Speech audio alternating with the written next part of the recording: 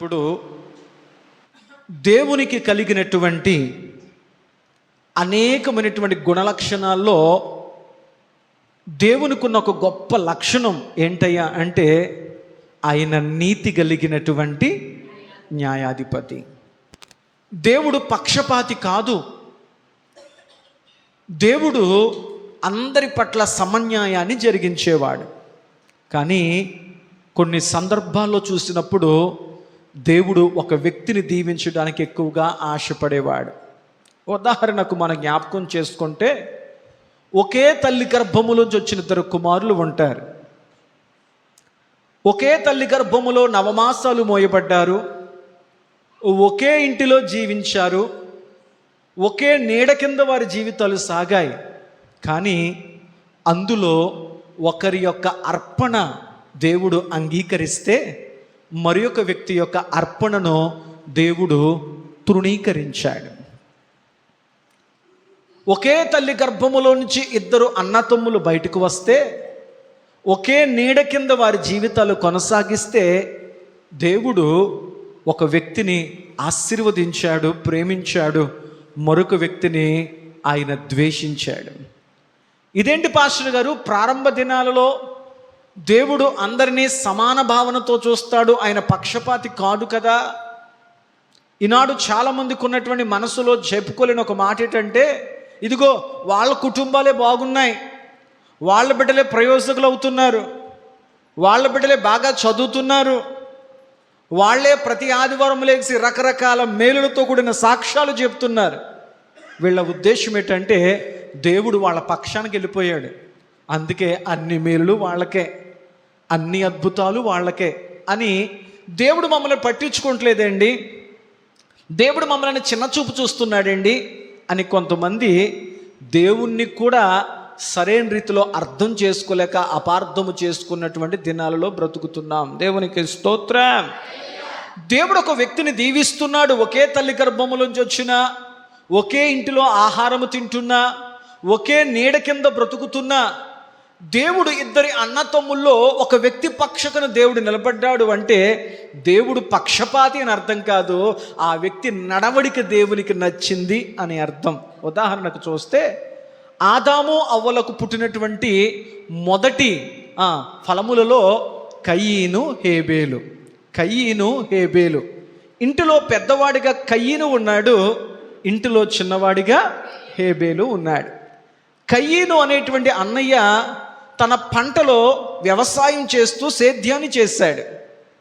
చిన్నవాడిగా ఉన్నటువంటి హేబేలు గొర్రెలను మేపుతూ గొర్రెల మందను మేపేటువంటి పనిలో ఉన్నాడు. ఒకానొక దినాన వారి పంట సమకూర్చబడినటువంటి దినాల్లో, కోత కాలములో పంటను సమకూర్చేటువంటి సమయంలో అన్నగా ఉన్నటువంటి కయీను తన తమ్ముడికి చెప్పాడు, తమ్ముడు, మనం ఇంత చక్కని పంటను పొందుకున్నామంటే, నీ పశువులు ఇంత చక్కగా అభివృద్ధి అయ్యాయి అంటే దానికి కారణం దేవుడు. కాబట్టి దేవుడు మనకిచ్చినటువంటి దానిలో మనం యథార్థంగా దేవునికి అర్పణ ఇవ్వాలి.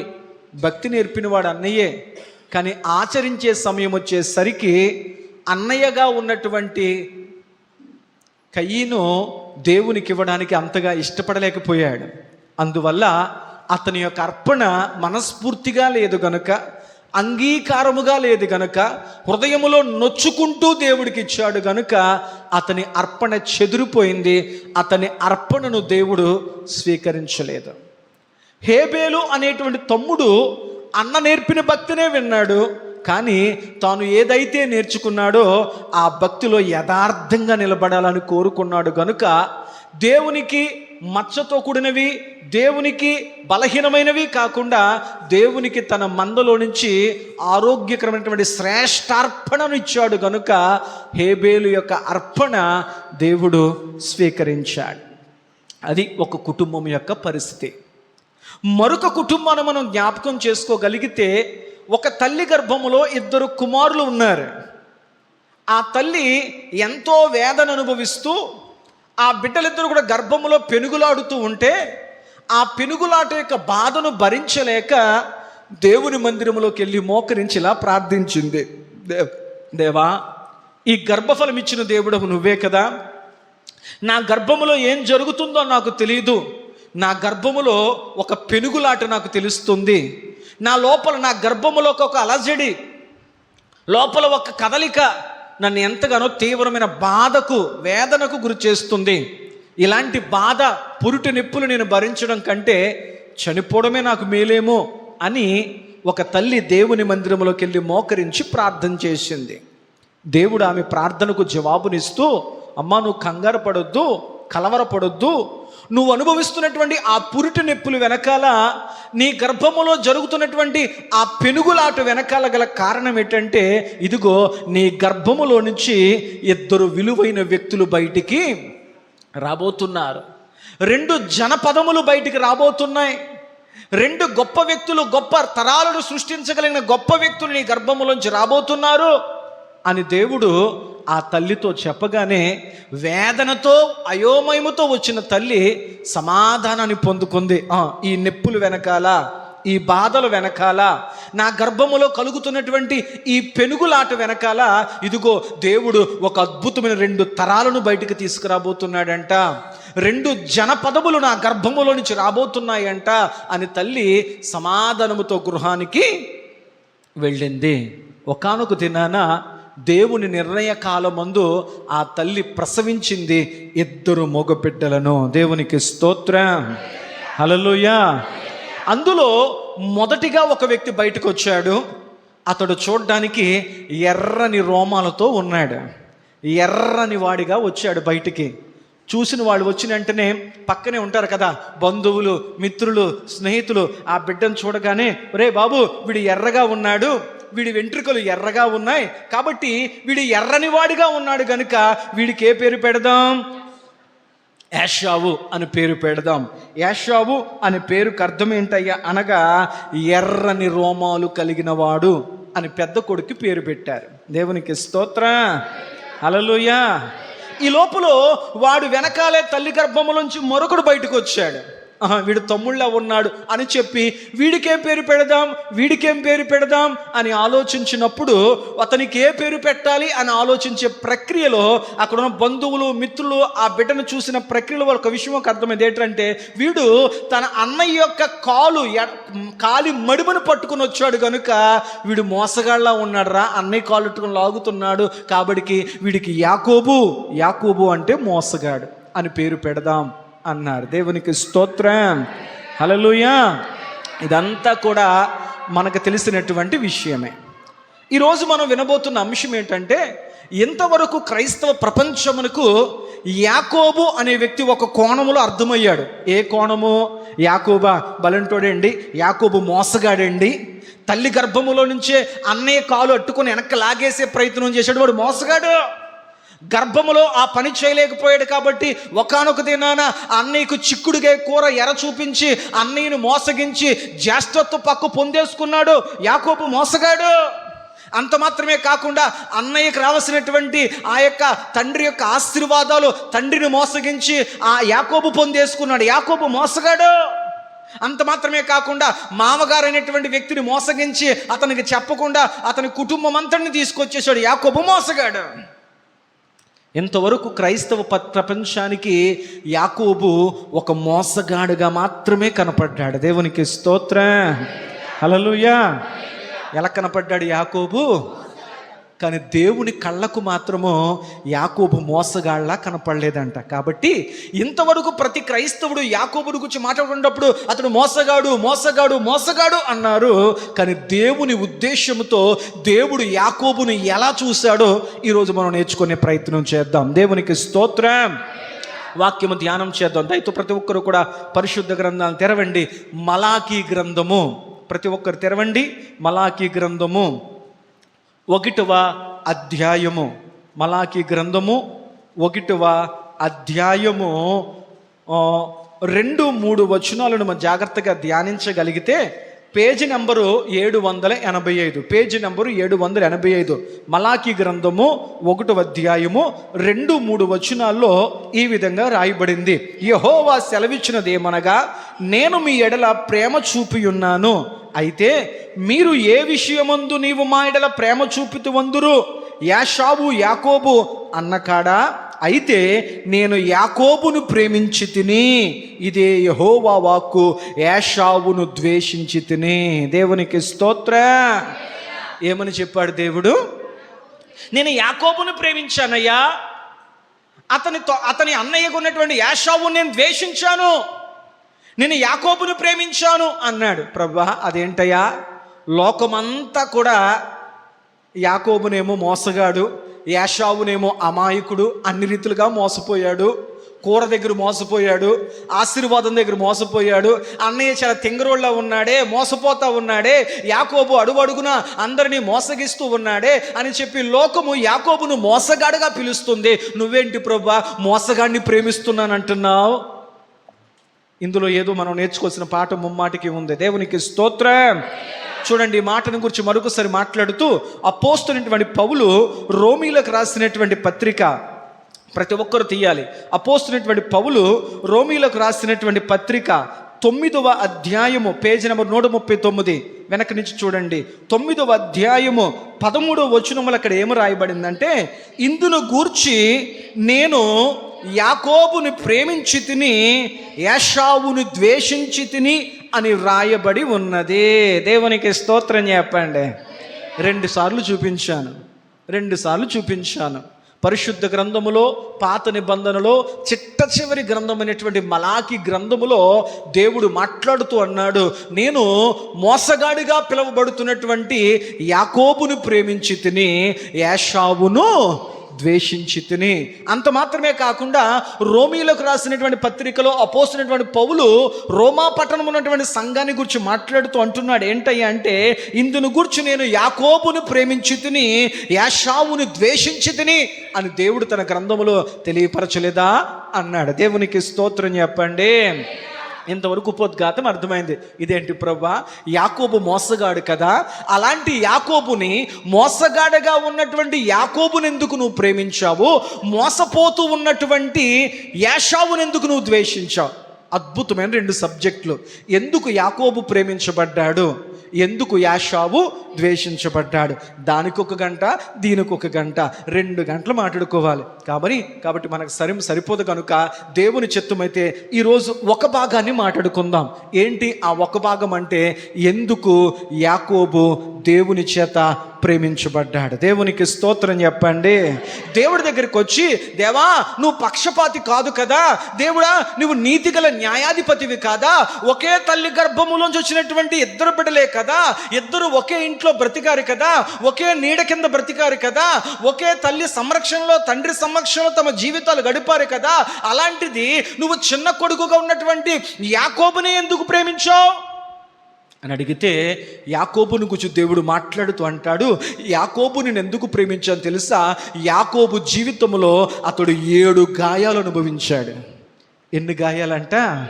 యాకోబు జీవితంలో అతనికి 7 గాయాలు తగిలాయి. ఆ 7 గాయాల్లో యాకోబును చూసి, అతడు స్పందించిన విధానాన్ని చూసి నాకు యాకోబు మీద ప్రేమ కలిగింది. దేవునికి స్తోత్రం చెప్పండి. హల్లెలూయా. మరొకసారి చెప్తున్నాను, లోకమంతయు కూడా యాకోబుని మోసగాడు అంటుంది, కానీ ఆ మోసగాడుగా పిలువబడినటువంటి యాకోబును మాత్రం దేవుడు నేను ప్రేమించాను అన్నాడు. దేవా యాకోబుని ఎందుకు ప్రేమించావు? ఈ మాటను 2 సార్లు మలాకి గ్రంథంలో చెప్పించావు, రోమీలకు రాసిన పత్రికలో కూడా చెప్పించావు.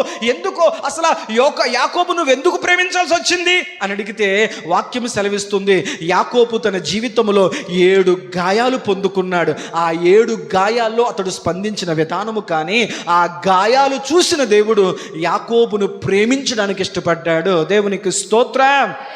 నేర్చుకుందాం ఈరోజు యాకోబు అనేటువంటి వ్యక్తికి తన జీవితంలో కలిగినటువంటి 7 గాయాలేంటి, ఆ 7 గాయాలను బట్టి దేవుడు యాకోబును ఎందుకు ప్రేమించడానికి ఇష్టపడ్డాడు. త్వరగా నేర్చుకునే ప్రయత్నం చేద్దాం. నెంబర్ 1 మనం చూడగలిగితే ఆదికాండము 25వ అధ్యాయం, ఆదికాండం 19వ పేజీ, ఆదికాండము 25వ అధ్యాయము 26వ వచనం మనం చూడగలిగితే అక్కడ ఏం రాయబడిందంటే, తరువాత అతని సహోదరుడు బయటకు వచ్చినప్పుడు అతని చెయ్యి ఏశావు అనే అన్నయ్య యొక్క మడిమను పట్టుకొని ఉండెను గనుక అతనికి యాకోబు అని పేరు పెట్టబడెను. యాకోబు అనే మాటకు అర్థం ఏంటయ్యా అంటే కింద ఇన్ఫుట్లో ఉంటుంది, మడిమను పట్టుకుని పొనినవాడు లేక మోసగాడు. యాకోబుకు తన జీవితంలో కలిగినటువంటి మొదటి గాయం ఎక్కడో తెలుసా? ఆయన పుట్టుకతోనే గాయం కలిగింది. ఎవరికే? యాకోబుకి. యాకోబు కలిగినటువంటి గాయాల్లో మొదటి గాయము అతనికి తల్లి గర్భములో నుంచి బయటకు వస్తుండగానే కలిగింది. ఏంటయ్యా అంటే మొదటిగా అన్నయ్య బయటకు వచ్చాడు. అతడు ఎర్రని వాడిగా ఉన్నాడు, చూడ చక్కని వాడిగా ఉన్నాడు. అన్నయ్య ఒంటి మీద ఎర్రటి రోమాలతో పుట్టాడు కాబట్టి అతనికి ఒక చక్కని పేరు పెట్టారు, ఏశావు, ఎర్రని వాడు అని పేరు పెట్టారు. కానీ నేను పుట్టడానికి నా తల్లి గర్భములోంచి నేను బయటకు వస్తున్నప్పుడు అక్కడికి వచ్చినటువంటి మంత్రస్థానులు కానీ, అక్కడ ఉన్నటువంటి మా బంధువులు కానీ, మా చుట్టాలు కానీ, మా నెలవైన వారందరూ కూడా తల్లి గర్భములోంచి నేను బయటకు వస్తున్నప్పుడు మా అన్నయ్య మడమ పట్టుకుని నేను బయటకు వచ్చానంట. ఆ వయసులో నాకేం తెలియదు కదా, అవేవి నాకు గుర్తులేవు కదా. నా తల్లి గర్భములో నుంచి నేను బయటకు వచ్చే సందర్భంలో, నా తల్లి నన్ను ప్రసవిస్తున్న సందర్భంలో మా అన్నయ్య మడమ పట్టుకుని నేను బయటకు వచ్చానంట. వెంటనే నన్ను డిసైడ్ చేసేశారు. ఏమని డిసైడ్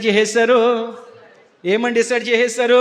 ఇదిగో వీడు అన్నయ్య మడం పట్టుకుని బయటకు వచ్చాడు రా అబ్బాయి, వీడు మామూలుడు కాదయ్యా బాబు, వీడు అలాంటి వాడు కాదురా బాబు, వీడు మోసగాళ్ళ ఉన్నాడేంటి అని చెప్పి నన్ను చూడడానికి వచ్చినటువంటి బంధువులు కానీ, మంత్రస్థానులు కానీ, మా తల్లికి పురిటిలోనే ఆ కార్యక్రమాన్ని జరిగించడానికి వచ్చినటువంటి బంధుమిత్రులందరూ కూడా నాకు ఏమని ముద్ర వేసేశారు అంటే, ఇతడు మోసగాడు.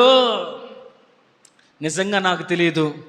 నాకు తెలియకుండానే నా తల్లి గర్భములోకి లోకాలు అడుగుపెట్టిన మొదటి క్షణం నా మీద పడినటువంటి మొదటి గాయం, మొదటి ముద్ర ఏంటంటే మోసగాడంట. యాకోబు జీవితంలో కలిగిన మొదటి గాయం ఏంటంటే తన బంధువులు, తన రక్త సంబంధికులు తల్లి ప్రసవ దినాలలో అతడు గర్భములోంచి బయటకు వస్తున్న వారు అతని మీద వేసినటువంటి మొదటి ముద్ర మోసగాడు అనే నింద.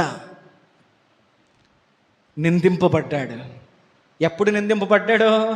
నేను తెలిసి ఏం తప్పు చేయలేదండి, నేను తెలిసి ఎవరిని మోసగించలేదండి, నాకు తెలిసి నా వల్ల ఎవరు గాయపడలేదండి, నాకు తెలిసి ఎవరికి నేను ఇంకా అన్యాయం చేయలేదండి. అప్పుడే మా అమ్మ కడుపులో నుంచి బయటకు వచ్చాను, బయటికి రావడంతోనే నా మీద ఒక ముద్ర వేశారు. ఏంటంటే నన్ను మోసగాడు అన్నారు. నాకు తగిలిన మొదటి గాయం అదే. దేవునికి స్తోత్రం. నిందల పాలయ్యాను. తల్లి గర్భములోంచి బయటకు వస్తూ నిందతో బయటకు వచ్చాను. నిందతో. మీకు మాటలో చెప్పనా, యాకోబు బాల్యమంతా కూడా అదే నిందతో గడిచిపోయింది. బంధువులు అనేవారు, ఒరే నువ్వు మీ అన్నయ్య మడమట్టుకో లాగుతూ బయటకు వచ్చావురా, నువ్వు మాలోడు కాదు, నువ్వు మామూలు వ్యక్తివి కాదురా బాబు, నువ్వు అయ్యో బాబు నువ్వు మామూలు వ్యక్తివి కాదురా బాబు, నువ్వు మోసగాడురా బాబు, ఎవరన్నా వెనక్కి లాగడానికి నువ్వు చూస్తారా ప్రభు, నీలాంటి వాడు మాకు బంధువుగా వద్దు, మీలాంటి వాడు మాకు చుట్టంగా వద్దు, మీలాంటి వాడు నాకు స్నేహితుడిగా వద్దని చెప్పి యాకోబుకు తెలియకుండానే అతని మీద పడిన మొదటి గాయం ఏంటంటే మోసగాడు. బాల్యమంతా కూడా ఆ నిందతోనే, ఆ గాయముతోనే ఎవరు తీయలేని స్థితిలో యాకోబు యొక్క బాల్యం గడిచిపోయింది. అర్థం చేసుకుంటూ వాక్యం విందాం. అందుకే మత్తయి శుభవార్తలో యేసు ప్రభువారు 5వ అధ్యాయం 11వ వచనం మనం చూడగలిగితే, మత్తయి శుభవార్త 5వ అధ్యాయం పేజీ నెంబర్ 5వ అధ్యాయం 11వ వచనములో, నా నిమిత్తము జనులు మిమ్మును నిందించి హింసించి మీ మీద అబద్ధముగా చెడ్డ మాటలు పలుకున్నప్పుడు మీరు ధన్యులో. లోకానికి ఒకటే వచ్చు, ఈ లోకానికి ఒకటే వచ్చు. ఏంటో తెలుసా? లోకానికి నిందలు వేయడం వచ్చు. అతడు అలాంటి వాడండి, ఆమె అలాంటిదండి, వాళ్ళ గుణం అలాంటిదండి, వాళ్ళ స్వభావం అలాంటిదండి, వాళ్ళ పరిస్థితులు అలాంటివండి, వాళ్ళ జీవితాలు అలాంటివండి చెప్పి లోకానికి ఒకటి మాత్రమే వచ్చి ఏంటంటే నిందించడం, నిందలు వేయడం, అపహాస్యం చేయడం, ఏలన చేయడం, గాయాలు చేయడం మాత్రమే లోకానికి వచ్చు. అదే నింద పుట్టిన పసిబిడ్డగా ఉన్నటువంటి యాకోబు మీద పడింది. దేవునికి స్తోత్రం. హల్లెలూయా, హల్లెలూయా. ఏ గాయం అంటే యాకోబు తగిలిన మొదటి గాయము తల్లి గర్భములోంచి బయటకు వస్తూ ఉండగానే అన్నయ్య మడుము పట్టుకుని బయటకు వచ్చాడంట. అది అతను చేసిన మోసం అంట. వెంటనే వచ్చిన బంధువులు, స్నేహితులు అందరూ అన్నారంట, వీడు మామూలుడు కాదురా, వాడికి ఎర్రనివాడు అని పేరు పెట్టాం, కానీ వీడికి ఏ పేరు పెడదాం? యాకోబు అని పేరు పెడదాం. యాకోబు అంటే మోసగాడు. లోకం పెట్టిన పేరేటంటే యాకోబు.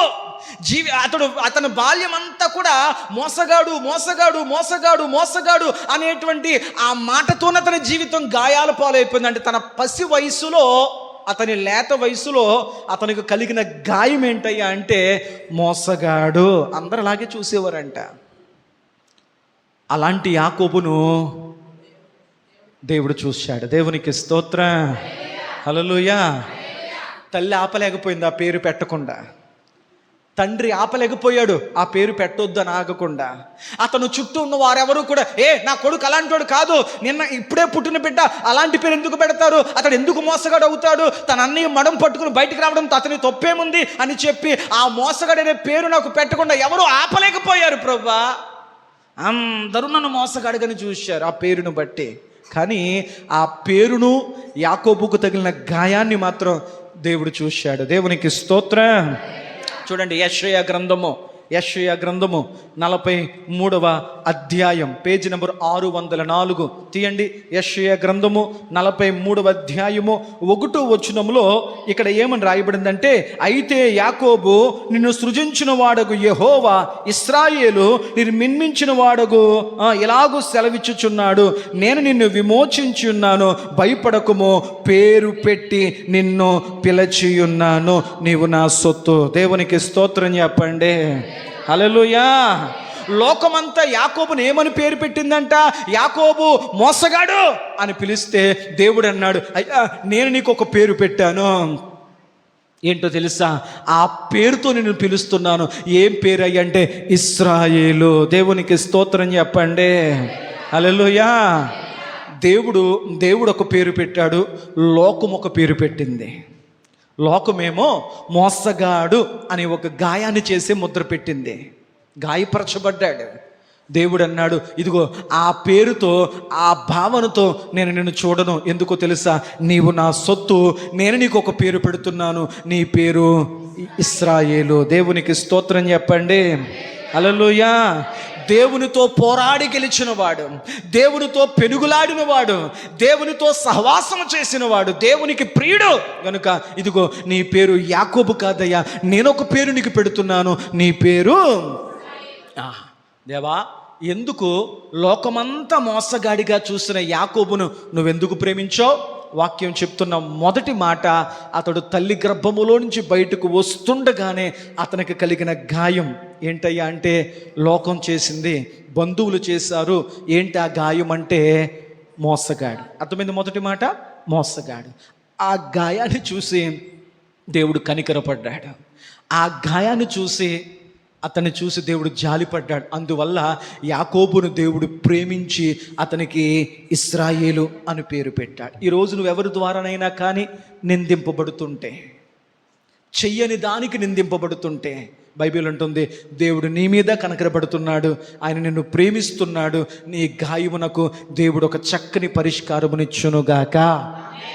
రెండవది, బాల్య వయసు అంతా కూడా ఈ మోసగడనే గాయాన్ని భరిస్తూనే వెళ్ళాడు. కానీ అతనుకున్న ధైర్యం ఏంటి తెలుసా? లోకమంతా నన్ను గాయపరిచిన, లోకమంతా నన్ను మోసగాడిగా చూసిన నా దేవుడు ఉన్నాడు, అతడు నన్ను అలా చూసేవాడైతే నా దేవుడు కాదు. దేవుని బట్టి యాకోబు ధైర్యపరచబడ్డాడు. అయితే అతని బాల్యం అంతలా గడిచిపోయింది. రెండవ గాయం ఎప్పుడు జరిగిందంటే అతడు యవ్వన వయసులోకి వచ్చాడు. ఏ వయసులోకి వచ్చాడమ్మా? చెప్పరేంటమ్మా? యవ్వన వయసులోకి వచ్చాడు. రెండవ గాయం కోసం చెప్తున్నాను. యవ్వన వయసుకు వచ్చిన తర్వాత జరిగిన పరిస్థితి ఏంటంటే వాక్యం సెలవిస్తుంది. చూడండి, అతనికి కలిగిన రెండో గాయం 25వ అధ్యాయం, ఆది కాండము 25వ అధ్యాయము 27, 28 వచనాలు మనం చదవగలిగితే, ఆ చిన్నవాడు ఎదిగినప్పుడు ఏశావు ఏటాడుటయందు నేర్పరి అయి అరణ్యవాసిగా ఉండెను, యాకోబు సాధువై గుడారములలో నివసించుచుండెను. ఇస్సాకు ఏశావు తెచ్చిన వేట మాంసమును తినుచుండెను గనుక అతన్ని ప్రేమించెను. చాలమ్మా, దేవునికి స్తోత్రం. యవ్వన వయసుకు వచ్చాడు. మోసగాడుగా పిలువబడినటువంటి యాకోబు అనుకున్నాడు, పోన్లే నా బాల్యమంతా మోసగాడు అని గాయముతోనే గడిచిపోయింది. ఇప్పుడు నేను పెద్దోడినయ్యాను, యవ్వన వయసులోకి వచ్చాను, యవ్వనస్తున్నయ్యాను. సర్వసాధారణంగా బిడ్డ బాల్యములో ఉన్నప్పుడు బిడ్డకు తల్లితోడు కావాలి. అందుకే ఎక్కువ తల్లి చోటుకి వెళ్తారు, తల్లి కొంగు చోటుకే వెళ్తారు, తల్లి నీడలోనే ఉంటారు. అందుకే పెద్దోళ్ళు అంటారు, ఇది కూడా ఇంత పెద్దోడైనా కానీ ఇంకా అమ్మ దగ్గరికి వెళ్తున్నాడు చిన్నపిల్లోళ్ళలాగా. చిన్న వయసులో తల్లి ద్వారా బిడ్డ ఆదరింపబడతాడు. కానీ యవ్వన వయసుకు వచ్చిన తర్వాత యవ్వన వయసుకు వచ్చిన బిడ్డకు కావలసింది ఎవరయ్యా అంటే తండ్రి. యవ్వన వయసులో బిడ్డను భుజం పట్టి నడిపించి జీవితం అంటే ఏంటో, బ్రతుకంటే ఏంటో, భవిష్యత్తు ఏంటో అని చెప్పి అన్ని రకాలుగా నేర్పించవలసిన వాడు, నడిపించవలసిన వాడు, ప్రేమించవలసిన వాడు తండ్రి. కానీ యాకోబు జీవితంలో కలిగినటువంటి రెండవ గాయం ఏంటయ్యా అంటే తండ్రి తన చిన్న కుమారుడైనటువంటి యాకోబును ద్వేషించాడు, పెద్ద కొడుకుగా ఉన్నటువంటి యాషావును ప్రేమించాడు. కారణం ఏంటి? ఏమీ లేదండి.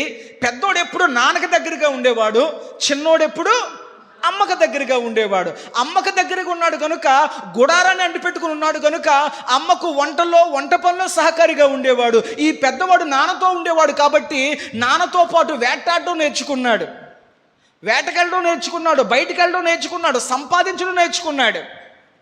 జరిగింది ఏంటయ్యా అంటే యాషావు మంచి వేటగాడిగా మారిపోయాడు, అన్నయ్య మంచి వేటాడేవాడిగా మారిపోయాడు. ప్రతి దినము అరణ్యానికి వెళ్ళి చక్కని జంతువులను చంపుతూ వాటి మాంసమును తండ్రికి తీసుకొస్తుంటే తండ్రి పెద్ద కొడుకును బట్టి మురిసిపోయేవాడంట. అబ్బా, నా పెద్ద కొడుకే ప్రయోజకుడైపోయాడు, నా పెద్ద కొడుకే సంపాదించేవాడైపోయాడు, నా పెద్ద కొడుకే రోజుకు ఒక చక్కని మాంసాహారం నాకు తెస్తున్నాడు అని చెప్పి పెద్ద కొడుకు ద్వారా రాబడి వస్తుంది, పెద్ద కొడుకు ద్వారా సంపాదన వస్తుంది, పెద్ద కొడుకు ద్వారా నాకు అనుకున్నవన్నీ మాంసాలు తీసుకొస్తున్నాడని చెప్పి తండ్రి తన పెద్ద కొడుకును ప్రేమించాడంట.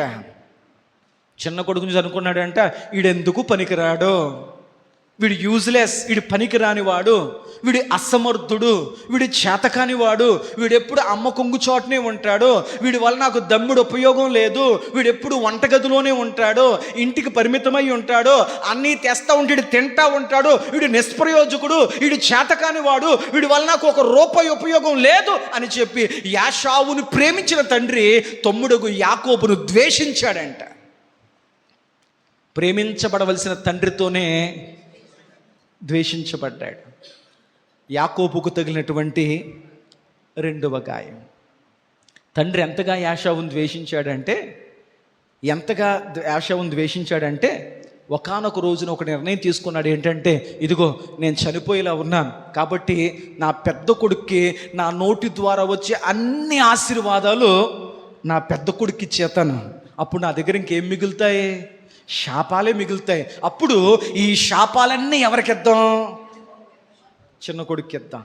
చూడండి, చిన్న కొడుకు అంటే ఎంత ద్వేషాన్ని పెంచుకున్నాడో, ఎంత కోపాన్ని పెంచుకున్నాడు. ఎందుకయ్యా అంటే వీడి వల్ల ఏ ఉపయోగము, ఏ రాబడి నాకు లేదు అని చెప్పి ఒకానొక దినాన అతని పెద్ద కొడుకుని పిలిచి, నా కుమారుడా, నువ్వు వేటాడడానికి వెళ్ళు, అరణ్యానికి వెళ్ళు, ఒక మంచి జంతువును వేటాడి దాన్ని చక్కగా వండించుకుని నా దగ్గర తీసుకురా, ఆ మాంసాహారం నేను తిన్న తర్వాత ఇదిగో నేను ఆశీర్వదించి నేను మరణిస్తాను, నా ఆశీర్వాదపు పలుకులన్నీ నీకే, దీవెనలన్నీ నీకే, శాపాలు మాత్రం నీ తమ్ముడికి ఇస్తాను అన్నాడు. అది తండ్రి వల్ల యాకోబు కలిగినటువంటి రెండవ గాయం. తండ్రి చేత ద్వేషించబడ్డాడు. తండ్రి దగ్గరికి రానిచ్చేవాడు కాదు, ప్రేమించేవాడు కాదు, హత్తుకునేవాడు కాదు. నేనున్నాను నానా అని తండ్రి ద్వారా ఏ విధమైన ఆదరణ యాకోబుకు దొరకలేని స్థితిలో గాయపరచబడ్డాడు. దేవునికి స్తోత్రం చెప్పండి. హల్లెలూయా, హల్లెలూయా. అలాంటి గాయాన్ని ఎవరు చూశారంట? చెప్పరేంటమ్మా? యాకోబు ద్వేషించబడ్డం, అన్నయ్య తండ్రి ద్వారా ప్రేమించబడ్డం దేవుడు చూశాడు. కృంగిపోతూ రెండవ గాయానికి, యవ్వన వయసులో కలిగిన రెండవ గాయాన్ని దేవుడు చూసి యాకోబుతో అంటున్నాడు. చూడండి, యెషయా గ్రంథం 43వ అధ్యాయం 4వ వచనం. యెషయా గ్రంథం 43వ అధ్యాయం 4వ వచనంలో దేవుడు మాట్లాడుతూ అంటాడు, నీవు నా దృష్టికి ప్రియుడవైనందున గనుడవైతివి, నేను నిన్ను ప్రేమించుచున్నాను గనుక. దేవునికి స్తోత్రం చెప్పండి. ఏమన్నాడు దేవుడు? యాకోబు, నీ తండ్రి దృష్టికి నువ్వు ప్రియుడవు కాకపోవచ్చు. యాకోబు, నీ తండ్రి దృష్టికి నువ్వు ద్వేషించబడిన వాడిగా ఉండొచ్చు. కానీ ఇదిగో యాకోబు, నీవు నా దృష్టిలో ప్రియమైన వాడిగా ఉన్నావు.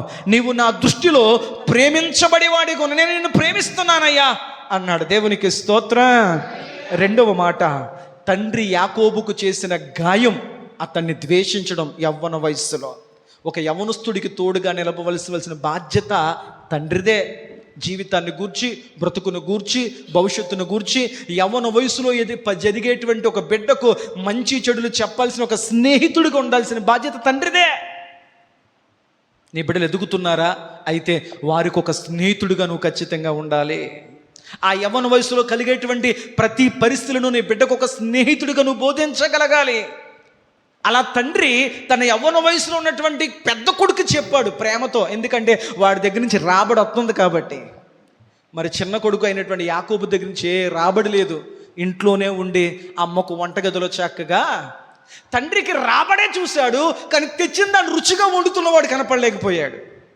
నేను అంటాను, ఎంత సంపాదించి ఇంట్లో పెట్టినా దాన్ని ఆరోగ్యవంతంగా, శుచిగా, సౌఖ్యంగా వండాల్సింది ఎవరో? అందుకే పెద్దలు అంటారు, మన వంటగదే వైద్యశాలంట. దేవునికి స్తోత్రం. ఆరోగ్యం బయటకు రావాలన్నా, రోగాలు బయటకు రావాలన్నా వంటగదిలో నుంచి బయటకు వస్తాయంట. తండ్రికి రాబడే ముఖ్యం. దాన్ని రుచిగా వండేవాడితో పని. చిన్న కొడుకు అంటే చులకన, ద్వేషం.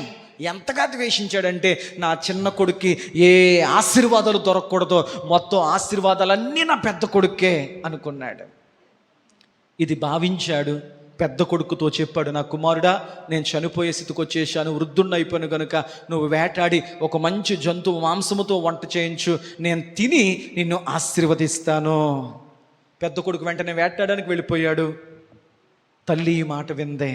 అయ్యో, తండ్రి ప్రేమ దొరకలేదు, తండ్రి ఆదరణ దొరకలేదు, ఈ తండ్రి ఆశీర్వాదాలు కూడా నా చిన్న బిడ్డకు దొరకకపోతే ఎలాగా, వాడికి అన్యాయం అయిపోతుంది అని చెప్పి ఏమీ తెలియని వాడు యాకోబు, ఇదేం జరుగుతుందో యాకోబుకు తెలియదు. ఇంట్లో ఉన్న యాకోబుని అమ్మ పిలిచింది, నాన్న ఇదిగో నువ్వేంటి అని అడగకుండా నేను చెప్పిన పని చే, వెంటనే మన మందలోకి వెళ్ళు, ఒక గొర్రెని తీసుకురా, దాన్ని చక్కగా సిద్ధపరిచే అని చెప్పింది. అమ్మ చెప్పిన మాట ఎందుకు ఏంటి అని ఏం అడగకుండా, ఏమీ తెలియని యాకోబు అమ్మ చెప్పినట్లుగా తన మందలోకి వెళ్ళాడు. ఒక లేత గొర్రెని తీసుకొచ్చాడు. తల్లి చెప్పినట్లుగా దాన్ని అన్ని రీతులుగా సిద్ధం చేశాడు. అమ్మ తండ్రికి నచ్చినట్లుగా చక్కగా వంట వండేసింది. ఎప్పుడు అమ్మే భోజనం పెట్టేది, ఎందుకంటే కొడుకుని దగ్గర రానిచ్చేవాడు కదా తండ్రి. నీ ముఖం చూపించకరా అనేవాడు.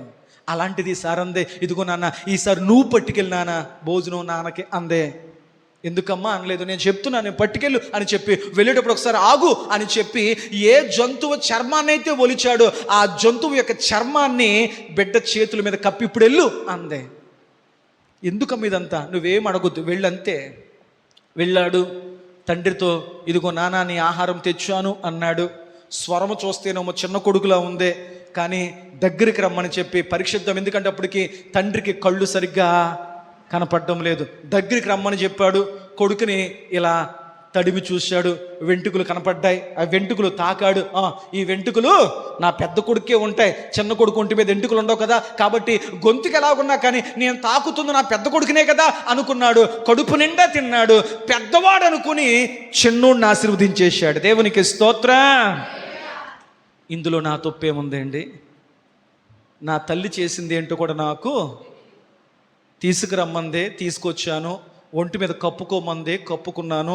తండ్రికి ఇవ్వమందే, ఇచ్చాను. ఆయన తిన్నాడు, నన్ను ఆశీర్వదించాడు, నేను వెళ్ళిపోయాను. కానీ నాకు తగిలిన రెండవ గాయం ఏంటయ్యా అంటే, నా యవ్వన వయసులో నాకు ఒక స్నేహితుడిగా నడపవలసిన నా తండ్రి నన్ను ద్వేషించాడు. కానీ నా పరలోకపు తండ్రి అయిన దేవుడు అన్నాడు, యాకోబు నువ్వు నాకు ప్రియుడవయ్యా, నేను నిన్ను ప్రేమిస్తూ ఉన్నాను. దేవునికి స్తోత్రం. రెండు గాయాలు. నెంబర్ 1, మొదటి గాయం ఏంటి అమ్మా? మోసగాడనే గాయం. ఎప్పుడు తగిలింది? అమ్మ కడుపులోంచి వస్తుండగానే సమాజం ముద్ర వేసింది. రెండవ గాయం తండ్రి వేసిన గాయం ఏంటంటే, వీడు పనికిరాడురా, వీడు యూజ్లెస్, వీడు వల్ల రాబడి ఏమీ లేదు, అలా వంటగదిలోనే ఉంటాడు. తండ్రి ద్వేషించి రెండవ గాయం వేశాడు. మూడవ గాయం ఏం జరిగిందయ్య అంటే, ఎందుకు ఇవన్నీ జరిగాయో యాకోబుకు తెలియదు. తండ్రి దీవించేశాడు, ఇంటికి లోపలికి వెళ్ళిపోయాడు. ఈ లోపల అన్నయ్య వచ్చాడు వేటాడి, మాంసం సిద్ధపరిచాడు, చక్కగా ఆహారం సిద్ధపరిచేశాడు. మరలా ఆ నాన్నగారి దగ్గర తీసుకొచ్చి, ఇదిగో నాన్న, యాషోబును వచ్చాను, మీ కొరకు చక్కగా ఇదిగో ఆహారం సిద్ధపరిచాను, కొంచెం ఆలస్యమైంది కానీ అన్నీ తెచ్చేసాను నాన్న, తినండి అన్నాడు. అప్పుడు తండ్రికి అర్థమైపోయింది, మరి ముందొచ్చిన వాడెవడరా? లేదు నాన్న, ఇప్పుడే వచ్చాను నేను.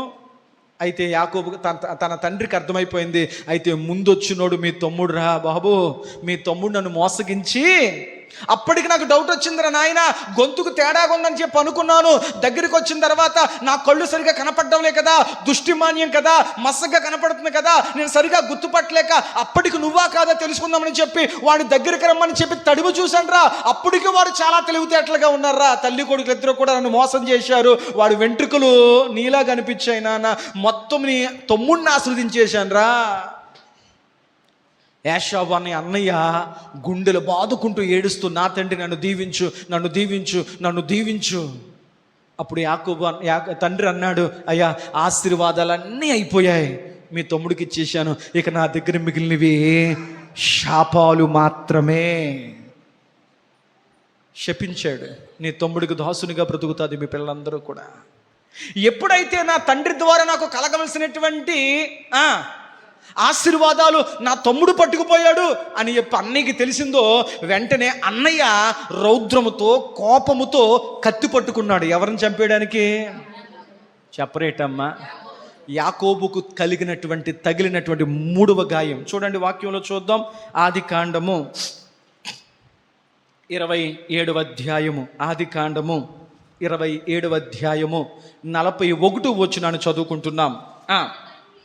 తన తండ్రి యాకోబుకి ఇచ్చిన దీవెన నిమిత్తము యాషోబు అతని మీద పగబట్టాడు. మరియు యాషోబు నా తండ్రిని గూర్చిన దుఃఖ దినములు సమీపముగా ఉన్నవి, అప్పుడు నా తమ్ముడైన యాకోబును చంపెదననుకొనెను. చాలమ్మ, దేవునికి స్తోత్రం. నెంబర్ 1, లోకము చేసిన గాయం, బంధువులు చేసిన గాయం, మోసగాడు. బాల్యం అలా గడిచిపోయింది. యవ్వనములో వచ్చినప్పుడు కలిగిన గాయం, తండ్రి ద్వేషించాడు, యవ్వనం అలా గడిచిపోయింది. పోనీ మూడవ గాయం ఏంటి తెలుసా? తండ్రి ఎలా ద్వేషించినా, ఇదిగో మా అన్నయ్య నాకున్నాడు, నా తోడబుట్లు నాకున్నాడు, నా రక్త సంబంధి నాకున్నాడు, అన్ని విషయాల్లో ఇదిగో తమ్ముడు తమ్ముడు తమ్ముడు అని చెప్పి నన్ను ఆదరించేటువంటి, నన్ను వెన్నంటేటువంటి నా తోడబుట్టిన వాడు, నా రక్త సంబంధి, నా అన్నయ్య నాకున్నాడు అన్న ధైర్యంతో బతికాడు. ఎవరో? యాకోబు. అలాంటి అన్నయ్యే తమ్ముడిని చంపడమే ధ్యేయంగా ఆ తమ్ముడి మీద ఏం పెట్టుకున్నాడంట? ద్వేషాన్ని పెట్టుకున్నాడు, తమ్ముడి మీద పగ పెట్టుకున్నాడు, తమ్ముడిని చంపడానికి కత్తెట్టుకుని వచ్చాడంట. తమ్ముడిని చంపడానికి. మీకు అర్థమవుతుందా వాక్యం? మూడవ గాయం, నా అన్నయ్య నన్ను చంపాలనుకుంటున్నాడు, నా అన్నయ్య నన్ను ద్వేషిస్తున్నాడు, నా అన్నయ్య నన్ను నరకాలనుకుంటున్నాడు, నా అన్నయ్య నా నాశనాన్ని. యాకోబు మనసుకు తగిలిన మూడవ గాయం, సొంత అన్నయ్యే చంపడానికి పరిగెట్టుకొస్తున్నాడు, భరించలేకపోయాడు. దేవునికి స్తోత్రం. హల్లెలూయా, హల్లెలూయా. ప్రాణభయంతో ఉన్నాడు. ఏ పక్క నుంచి వచ్చి పొడి చేస్తాడనే భయంతో భయపడిపోతున్న యాకోబుని చూసి తల్లి అందే, ఇక్కడ వద్దు నాన్న, ఇక్కడ ఉంటే ఖచ్చితంగా మీ అన్నయ్య ఆవేశపరుడురా, అసలే మూర్ఖుడురా, వేటాడి తెల్లాలేసిన నుంచి రక్తం చేతులతోనే ఉంటాడురా, నిన్ను చంపడం పెద్ద కష్టమేం కాదురా బాబు, ఇక్కడ ఉంటే నువ్వు బ్రతకలేవు నాన్న, ఇదిగో నా తమ్ముడు, నా సహోదరుడు, మీ మేనమామ లాబాను ఉన్నాడయ్యా, పలానా చోటుకుని వెళ్ళిపోవయ్యా, అన్నీ చక్కబడిన తర్వాత కబురంపిస్తాను, అప్పుడు వద్దు కన్నానా అని చెప్పి తన కొడుకు ప్రాణము కాపాడడానికి తల్లి అతన్ని ఇంటిలో నుంచి. జరిగిన 3 గాయాల్లో యాకోబు ప్రమేయం ఉందా? మీరు మాట్లాడరేంటి? తల్లి గర్భములో వచ్చినప్పుడు అన్నం అడుగు పట్టుకోవడం ఏంటి, నన్ను మోసగాడు అనడం ఏంటి? నా ప్రమేయం లేదు. రెండవది, నేను అమ్మ చోటున ఉండి చక్కగా వంట పనిలో సున్నితంగా, ఈయన వెజిటేరియన్, ఎవరో యాకోబు, ఆయన నాన్ వెజిటేరియన్. కాబట్టి అమ్మ చోటు నుండి చక్కగా వంట నేర్చుకుంటూ ఇంటిని అంటి పెట్టుకుని బాధ్యతగా ప్రవర్తించడం నా తప్ప? ఇందులో నా తప్పు లేదు తండ్రి నన్ను ద్వేషించడానికి. మూడవది, మా అమ్మ చెప్పినట్లు చేశాను, అక్కడ ఏం జరుగుతుందో కూడా నాకు తెలియదు, అన్నీ నన్ను చంపడానికి వస్తున్నాడు. 3 గాయాలు. ఏ గాయములో కూడా యాకోబు యొక్క జీవితంలో కొన్ని మనకు తెలియకుండానే మన మీదకి వస్తుంటాయి, కానీ ప్రతి స్థితిలో దేవుడు నిన్ను చూస్తూనే ఉన్నాడు. దేవునికి స్తోత్రం. యాకోబు ప్రాణభయముతో పరిగెడుతున్నప్పుడు చూడండి, అదే యెషయా గ్రంథం 43వ అధ్యాయం 3వ వచనం. యెషయా గ్రంథం 43వ అధ్యాయం 3వ వచనం. యెహోవానగు నేను నీకు దేవుడును, ఇశ్రాయేలు పరిశుద్ధ దేవుడునైన నేనే, ఇదిగో నిన్ను రక్షించువాడను, నీ ప్రాణ రక్షణ. దేవునికి స్తోత్రం చెప్పండి. యాకోబు, నువ్వు భయపడొద్దు, నువ్వు కలవరపడొద్దు, నువ్వేమాత్రము కూడా ఇదిగో కలవరపడాల్సిన పని లేదు. ఇదిగో నేను ఉన్నాను, నేను నిన్ను రక్షిస్తాను, నీ ప్రాణమునకు హాని కలగకుండా నేను రక్షిస్తాను. దేవునికి స్తోత్రం. ఎంత వాక్యం విన్నా ఇక్కడ జరిగిన సంఘటన యెషయా గ్రంథంలో దేవుడు చెప్పిన మాటలు ఇవే మనం నేర్చుకుంటాం. 3వ గాయం, సొంత అన్నయ్య చంపడానికి వస్తున్నప్పుడు ప్రాణభయముతో భయపడి పారిపోతున్న యాకోబుని చూసి దేవుడు అన్నాడు, యాకోబు, నీ ప్రాణభయము కంటే మీ అన్నయ్యే చంపబోతున్నాడనే గాయము నీ హృదయాన్ని ఎక్కువ కలవరపరుస్తుంది కదా, నువ్వు కలవరపడొద్దు. ఏం చెప్పాడు దేవుడు? నేను నిన్ను రక్షిస్తాను, నేను నిన్ను రక్షిస్తాను, నీ వాళ్ళ చేతులుంచి నేను రక్షిస్తాను, నీ అన్నయ్య చేతులుంచి నేను రక్షిస్తాను, నీ ప్రాణంనకు ఏ హాని నేను కలగనివ్వను. దేవుడు బలపరిచాడు, ధైర్యపరిచాడు. వేదనతో గమ్యము తెలియని స్థితిలో అతడు ఒంటరిగా ఒట్టి చేతులతో తన మేనమామ ఇంటికి నెతుక్కుంటూ కొన్ని రోజులు ప్రయాణం చేసి వెళ్ళిపోయాడు. దేవునికి స్తోత్రం. హల్లెలూయా. ఎన్ని గాయాలు అయ్యాయి? 3 గాయాలు. తల్లి గర్భములోంచి రాగానే తగిలిన గాయం. మోసగాడు, అతనికి తెలియకుండా నా గాయం జరిగింది. యవ్వన బాల్యం అంతా గాయాలు. మీ బిడ్డల విషయంలో జాగ్రత్త. ఏదో అనేసం అనుకోవద్దు, వాళ్ళ మనసు ఆ మాట తట్టుకుంటుంది ఏదో కూడా మీరు అర్థం చేసుకోవాలి. కొన్ని సందర్భాల్లో మనకు ఏదైనా కోపం వస్తే ఆ కోపాన్ని మనం తగ్గించుకోవడానికి వాళ్ళ మీద చూపించేస్తాం. విసుగు రూపంలోనో, మాట రూపంలోనో, చిరాకు రూపంలోనో, బూతు రూపంలోనో, కొట్టే రూపంలోనో చూపిస్తాం. నువ్వు ఫ్రీ అయిపోతావు, నువ్వు స్ట్రెస్ ఫ్రీ అయిపోతావు, నువ్వు రిలాక్స్ అయిపోతావు. దాన్ని తిన్న బిడ్డ అది ఎలా స్వీకరిస్తాడో నీకు తెలియకపోతే అది వాడి మనస్సులో, వాడి లేత హృదయములో అది చెరగని ఒక ముద్రగా, గాయంగా మారిపోద్ది. తత్ఫలితంగా నీ బిడ్డలో మానసిక రోగులయ్యే ప్రమాదం ఉంది. ప్రభు చెప్పాడు కదా, నీ పసిబిడ్డల హృదయములను గాయపరచొద్దు. దేవునికి స్తోత్రం. వారు కృంగునంతగా ఏమైపోతారంటే పిల్లలు, వారు కృంగునంతగా వారిని తిట్టొద్దు. నీ కోపాన్ని, నీ విసుగుదల వాళ్ళ మీద చూపించొద్దు. వారు కృంగిపోయే ప్రమాదం ఉంది. దేవునికి స్తోత్రం. హల్లెలూయా. అమ్మా, ఇది మనం నేర్చుకోవాలి తల్లిదండ్రుల కింద. మొదటిది, యాకోబు జీవితంలో జరిగింది ఆ గాయం. నీ బిడ్డలకు ఆ గాయాలు అవుతున్నాయా? ఒక్కసారి ఆలోచించు. రెండోది, యవ్వన ప్రాయం. నీ బిడ్డలు యవ్వన ప్రాయంకి వచ్చిన తర్వాత ఎందుకు బయట స్నేహాలకు వెళ్ళిపోతున్నారు? ఎందుకంటే ఇంట్లో వాళ్ళకి స్నేహం దొరకడం లేదు కాబట్టి. తండ్రి స్నేహితుడిగా ఉంటే ఇంకొక స్నేహితుడి దగ్గరికి వెళ్ళి వాడు బ్రతకడానికి ఇష్టపడింది, ఎందుకంటే ప్రతిదీ తండ్రితో షేర్ చేసుకుంటాడు. ప్రతి యవ్వన బిడ్డకు తండ్రి ఒక స్నేహితుడిగా ఉండగలిగినప్పుడే వాడి నడవడిక దైవికంగా సాగడానికి ఎక్కువ అవకాశం ఉంటుంది. దేవునికి స్తోత్రం. 2వ గాయం, తండ్రి కూడా అలా చేయలేకపోయాడు. 3వ గాయం, సొంత అన్నయ్య, తోడబుట్టినోడు, కలిసి పెరిగాం, కలిసి ఆడుకున్నాం, కలిసే అన్నీ చేసుకున్నాం, అలాంటి అన్నయ్య ఈరోజు నన్ను ద్వేషిస్తున్నాడు, పగపట్టాడు, నన్ను కత్తి పట్టుకొని నరకడానికి వస్తున్నాడు. ఇది గాయం. దేవుడు అన్నాడు, 3 గాయాల్లో కూడా యాకోబు తప్పేమీ లేదు, అతనికి తెలియకుండానే జరిగిపోయాయి. నింద మాత్రం వేసింది లోకం. మోసగాడండి. దేవుడు అతను చూశాడు, యాకోబు, నేను నిన్ను రక్షిస్తాను, నీ ప్రాణమునకు హాని నేను కలగనివ్వను. దేవునికి స్తోత్రం. యాకోబు వెళ్ళిపోతున్నాడు. ఇదిగో నాకు బంధుమిత్రుల ప్రేమ దొరకలేదు, ఇదిగో చుట్టాల ప్రేమ దొరకలేదు, ఇదిగో ఆఖరికి నాకు తండ్రి ప్రేమ దొరకలేదు, అన్నయ్య ప్రేమ కూడా దొరకకుండా పోయింది. ఇప్పుడు అమ్మకి నేను దూరం అయిపోయాను, నాకు ప్రేమ లేదు, ప్రేమ లేనివాడిగా మారిపోయాడు. ప్రేమ కావాలి యవ్వన వయసులో ఉండగా.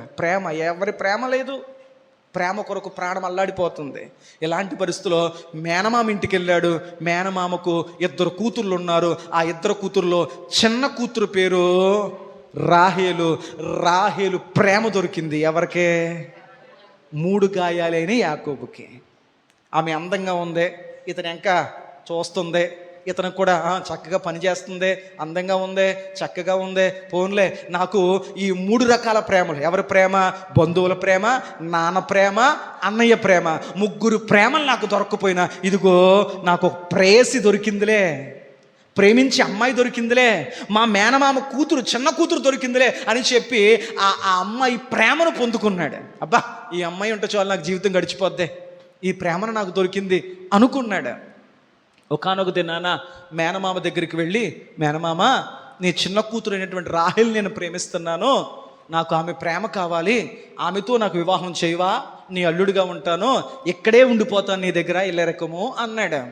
మేనమామ అన్నాడు, సరే నాయనా, నా చెల్లు కొడుకువే కదా, నీ అంత మంచోడు నాకు ఎక్కడ దొరుకుతాడు,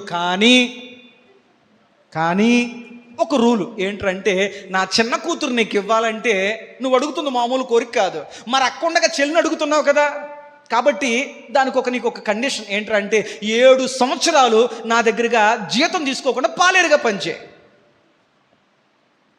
అర్థమవుతుందా లేదా? ఎంతకంటే స్పష్టంగా 7 సంవత్సరాలు నా దగ్గర నువ్వు ఒక పాలేరుగా పనిచే, అప్పుడు నీ పని ఏంటో, నీ పనోడుతనం ఏంటో, నీ ప్రవర్తన ఏంటో అన్నీ నేను గమనిస్తాను. నిన్న కాకపోతే వచ్చి కూతురు మాట ఎలాగెత్తాను, ఇవ్వను. 7 సంవత్సరాలు నేను పరీక్షిస్తాను, 7 సంవత్సరాల తర్వాత నువ్వు అడిగినట్లుగా నా చిన్న కూతురు నీకు ఇస్తాను అన్నాడు. ప్రేమ మరణమంత బలమైంది కదా, అందుకని చెప్పి ఆమె ముఖాన్ని చూస్తా 7 సంవత్సరాలు 7 రోజులుగా 7 నిమిషాలుగా గడిచిపోయాయి. పెళ్లి రోజు రానే వచ్చింది, పెళ్ళి అయిపోయింది. మామగారు అన్నాడు, ఒరు బాబు, మా ఊరికి ఒక సాంప్రదాయం ఉంది, మా కుటుంబానికి ఒక పద్ధతి ఉంది, ఏంటంటే పెళ్ళిలో అమ్మాయి ముఖం చూపించం, మొదటి రాత్రిలో అమ్మాయి ముఖం చూపించం, మొదటి రాత్రి గడిచిన పొద్దున్న అమ్మాయి ముఖం చూపిస్తాం, నీకు అంగీకారమేనా అన్నాడు మామగారు. నమ్మాడు. తండ్రి తర్వాత తండ్రి లాంటాడు కదా అని నమ్మించి పెళ్ళికి ఒప్పుకున్నాడు, మొదటి రాత్రికి ఒప్పుకున్నాడు. కానీ జరిగింది ఏంటో మనం చూడగలుగుతాం. చూడండి, యాకోబుకు తగిలినటువంటి 4వ గాయం. ఆదికాండము 29వ అధ్యాయము 23 నుంచి 25 వచనాలు నేను చదువుతున్నాను. రాత్రి వేళ తన కుమార్తె అయిన లేయాను అతని యొద్దకు తీసుకొని ఆ విషయంలో మనం చదువుకున్నప్పుడు కలిగింది ఏంటంటే 25వ వచనం చూడండి.